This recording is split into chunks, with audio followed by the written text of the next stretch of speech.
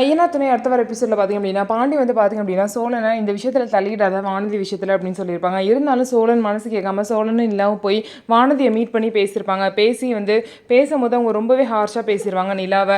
இந்த மாதிரி உங்களுக்கு என்ன, எனக்கு வந்து எப்போ கல்யாணம் பண்ணிக்கணும்னு எனக்கு தெரியும், உங்கள் வேலையை பார்த்துட்டு இருங்க அப்படிலாம் சொல்லி பேசிடுவாங்க. இதனால் பார்த்திங்க அப்படின்னா வானதி வந்து கோவமாக போய் பாண்டிக்கிட்ட சொல்லிடுவாங்க, என்ன தூது அனுப்புறியா பேச, உன்னால் வந்து பேச முடியலன்னு சொல்லிட்டு தூது அனுப்பி பேசுறியா அப்படின்னு சொல்லிட்டு வானதி வந்து பாண்டிக்கிட்ட பேசவும் பாண்டி கோவமாக போய் சோழன் கிட்ட வந்து சண்டை போடுவாங்க. அதுக்கப்புறம் நிலா வந்து சண்டையை தடுத்து நான் தான் வந்து போய் பேசினேன் வானதிக்கிட்ட, சோழன் மேலே எந்த தப்பும் இல்லை பாண்டி, இனிமேல் நானும் சோழனும் உங்கள் விஷயத்தை தலையிட மாட்டோம் அப்படின்னு சொல்லிடுவாங்க.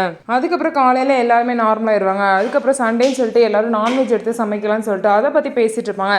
இன்னைக்கு ஞாயிற்றுக்கிழமை தானே, எல்லாம் வீட்டில் தானே இருப்பீங்க, எல்லாம் வீட்டிலே இருங்க, நான் வந்துடுறேன் அப்படின்னு சொல்லிட்டு வெளியே வந்து போயிடுவாங்க. இவர் என்ன சர்ப்ரைஸ் கொடுக்குற மாதிரி இப்படி வந்து நம்மளெல்லாம் வெயிட் பண்ண சொல்கிறாரு, என்னவா இருக்கும் அப்படின்னு சொல்லிட்டு வீட்டில் எல்லாரும் யோசிச்சுட்டு இருப்பாங்க.